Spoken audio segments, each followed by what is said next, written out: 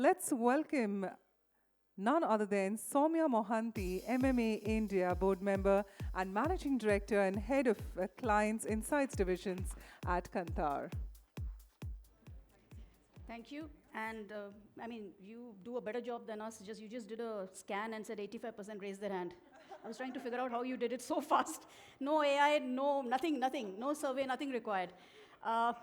But it's very difficult to do a post-lunch session because AI has not invented something for post-lunch drowsiness, but you have coffee, which is physical, tangible, aromatic. That doesn't mean you please go for coffee right now. Coffee break is much later. I also have another challenge. I spoke on the same topic yesterday night in an ad club event. And if there is any overlap in audience, please press your snooze button because I have not hyper-personalized the content, keeping the event in mind. That's one of the use case I was thinking I should do. Same content, hyper-personalized, target, based on the story you want to tell. But yes, absolutely. But there was a YouTuber there, Deshbhakt, I think, I forgot his full name, Akash, yeah. So one of the things he said stayed with me. He said, AI has helped a lot in the pre-production stuff. It's helped a lot in editing. It's saved a lot of time. But when they tried to use his content in different languages with probably an AI-created Akash or whatever, it bombed. Because he said, my credibility and trust comes from my being a Hindi journalist, a Hindi satirist. So there is also the credibility and trust point, which is very human. So with that, the topic is to AI or not to AI. Actually, it should have been, for this audience, how to AI, so because there is no other alternative. I do feel AI is overplayed. And this is not too much of an overplaying. I think a lot of playing is happening here, but it can be overplayed. And we spoke a lot about content. I think in the previous panel spoke about content, a lot of hyper-personalization, a lot of content getting served specific to the audience, specific to the context. I do want to say one thing. One of the things that modern marketers are struggling with is growth. Let's forget everything else, it's growth. And we are really running around seeking answers, right? Rents are going up, so people are having less biscuits. Some of it is really strange because why could we not predict that this slowdown would happen? Or why could we not forecast right? Maybe somewhere along the line, we have, despite all the data, lost touch with human and human consumer behavior and how that has changed and how those consumers are feeling today with so much change happening, how we are feeling as human beings with so much change happening. So there's a lot of AI-infused content, and this is a AI-infused ad, and I'm sure if this was produced without AI, it would have cost a lot of money. We would have had to wait for the seasons to change, for festivals to happen. I'll just play it.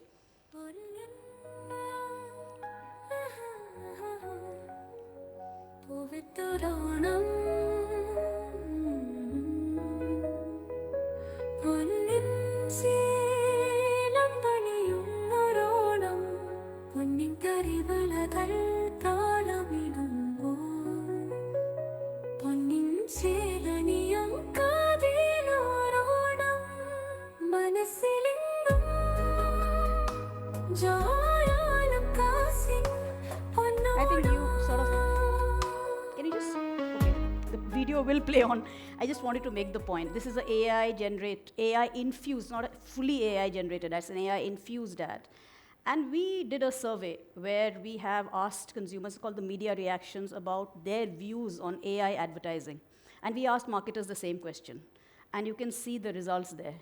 So they are saying AI ads do bother them, and 50% are actually saying they can recognize AI ads. Now, do they recognize, don't they recognize, we don't know, but they are saying that. And the other thing to keep in mind and about overplaying AI personalizes things for us, and I think consumers value that convenience. In India specifically, we have always valued getting more from the same. So as long as it's giving us that, that's great. But today, I think there is a creeping fear of what it's going to do to my future. And with the kind of unemployment that we are seeing, it could, if they do feel a lot of what's getting served to them is not human, it could lead to a bit of danger, and something marketers just have to keep in mind and have to keep that human emotion just there. And we know this. This is standard stuff about why AI needs to be used responsibly. I won't spend time on that. Brands, and I'm coming back to what I feel marketers and advertisers and media agencies and probably everyone in this room should, pretty much own, which is brands. Brands, when they create strong and compelling and consistent narratives, withstand time. Whether it is Pepsi, whether it is KFC, whether it is Barbie. Barbie's movie, the movie actually used AI because you could not have recreated that without AI. It enhanced the viewer experience. But Barbie, the story, was timeless. Of course, it moved on with the way things have evolved. But I think that's the crux of it. What creates timeless consumer connections, associations in our mind, is the brand, the intangible associations that we have. I'm going to play this video, which is an AI-created beer. Just see Hello, I'm Beck's Autonomous, the beer that made itself. From my recipe all the way to this very case study, I was completely made with AI. And here's my story. For the last 150 years, Beck's has been a pioneer in the beer industry. The first six-pack, the first green bottles, or the first taste-changing sound frequency, to name a few. So to celebrate their 150-year birthday, Beck's pioneered again with an experiment involving yours truly, artificial intelligence. Bold move, as I'm a little controversial. Beck's took a leap into the unknown by handing over complete control of their anniversary beer to me. From the recipe all the way to the marketing, I was completely made with AI. My mission, create a beer for you humans to touch, smell, and taste the future. Beck's pioneered compound prompting, a system in which every prompt and its answer would form the next one. That's how I chose my own ingredients. Then I named myself Autonomous and created my logo, visual identity, and a futuristic can. Followed by my tagline, design language, and packaging. Then I created all of my own marketing assets, out of home, social media, PR, radio, and more. Beck's executed my plan, even embracing my glitches, 3 legs, 6 fingers, and levitating beers. I launched myself in Germany, Italy, and the UK with a limited edition, and I sold out in all 3 countries in under 10 minutes, making the IT team believe they were under cyber attack. You welcomed me with 93% positive sentiment. With a global reach of over 860 million and over 2.3 billion impressions. Not to brag, but I think I did pretty well. I'm Beck's Autonomous, the beer that made itself. Well, people asked me yesterday night that is this real? I'm just leaving that question out, but yeah, maybe someday it will be real. It's just that you will still have to taste the beer at some point. So we know what are the use cases that are there of AI in marketing. We spoke a lot about it. I saw the last panel, and I'm sure marketers in the room would know where it's getting used. But I do feel a lot of AI is today getting used in parts. It's more like an app rather than like to sort of the entire process, improvement in an entire process. So we need to move AI from tasks to something which is more transformative, but somewhere where it enhances the consumer experience. I think the enhances and the outcome has to be a lot more important. So if you see how we are using AI at Kantar, there are basically 3 pillars to research. One pillar to research is data. And I was actually searching to see what research data is called. I guess it will be called third-party data for the language for this room, but it's simply data that you collect by meeting human beings, and we have been doing that for many, many years, 50 years in India. So one way is to actually make that data better. So that's reducing fraud. The second is creating solutions that are based on that data, which is the data that you have actually collected from consumers. So we are creating solutions based on primary data, AI-infused solutions, and I'll show you some. And the third is, of course, to make insights much, much faster. Data and data of all types. Now here I'm just showing you data which is online panel data. When you do a survey online, we get about a 70% kind of fraud on average. And we have something that catches it, but that number itself is pretty large. Now just imagine the data that is out there, which is non-consent data in that sense, and what am I actually expressing when I'm online? And then therefore, even when we are doing social listening, and a lot of tools are available, there needs to be an interpretive layer to what exactly is it telling us, and multiple data assets have to be added to it. Creativity, compliance does not make creativity. It's my favorite topic. I know we have this playbook. Many of us use playbooks, especially when we use AI to edit, create new content, that brand should come here, like XYZ. It does not. We have taken fully compliant creatives and put them into consumer pre-testing, and that's the kind of results you see. Only 20% digital ad scored average, despite being compliant to the norms that the publishers put out of compliant advertising. And they are getting skipped as well. So one of the things I do want to leave the room thinking about is impressions, engagement, yes. But what about retention in memory? The point that we talk about, attention. Is the viewer retaining, or is the viewer, because my understanding is engagement metrics also differ, depending upon where you are putting your ad out. So I think retention is a critical metric.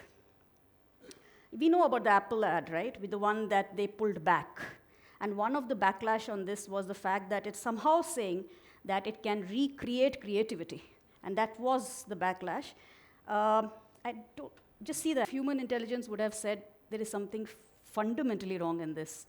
I mean, including that that chap in the end, which was getting squashed. When we put it into our Link AI, which is built on human interviews over a period of time, it actually showed clearly that it was a red or an amber on pretty much all respects. But one of the things that, the Apple ad tells us, so one of the things that was discussed, somebody was showing yesterday, was about how you can create music, right? You can say, put this theme and this type of music and that type of music, synthesize it, create different tunes, very exciting. But just think about those bands sitting together and brainstorming that entire process, and no wonder creators who are actually making money on, through AI, on digital, are themselves quite antsy at times about what is happening, because they do know that a lot of that is going to go away.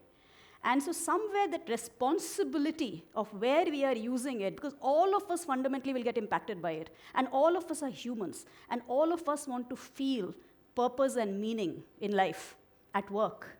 And that's how we will end up responding to brands which we see are not understanding us as human beings. I just wanted to tell you how we were looking at AI. We are not looking at AI to create new data. We are not looking at AI to create new consumer understanding frameworks. We are simply looking at AI to look at everything that we have done, and this is fundamentally a Gen AI platform, and to put it all together so that when you test an ad, you can get your results, but you can also ask questions like, what are the best practices that you have seen in the past?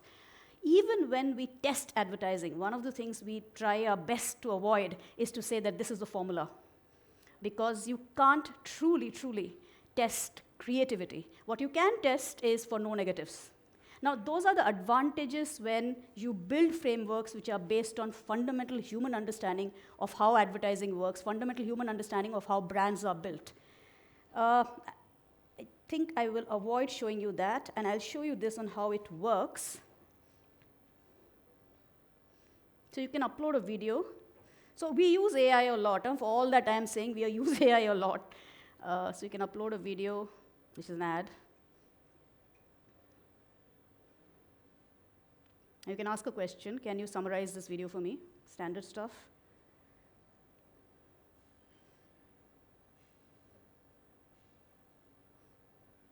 It does that.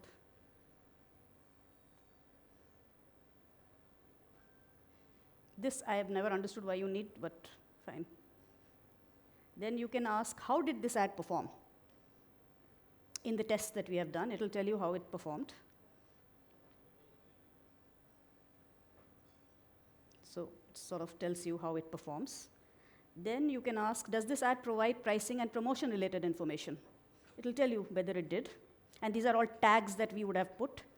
Then you can ask, next question, is it a good idea to show about pricing in your advertising? So it look at all the database and tell you, what have we seen in the past? So that's pretty much how we are looking at AI, to take everything that we have collected over the years, put it together in the way questions tend to be asked, and make it more efficient and more intuitive for our clients to use. But let's keep in mind, fundamentally, it's built on something that we have collected over the years, and we do feel that we need to keep collecting primary data to keep infusing into it. Even though today you can actually have synthetic data, like synthetic marketing, but we do feel you need to do that. And I'll tell you one of the reasons for that, while it plays, is because consumer behavior is changing very, very fast. Very, very fast. If today, yeah, almost done. If today I ask you about, has the frequency of hair oiling gone up in India over the last 5 years? No one would have. Unless you have done primary research, you will never have an answer to that from any source, because that is just not captured anywhere. And how critical is that for many, many brands which are actually involved in that?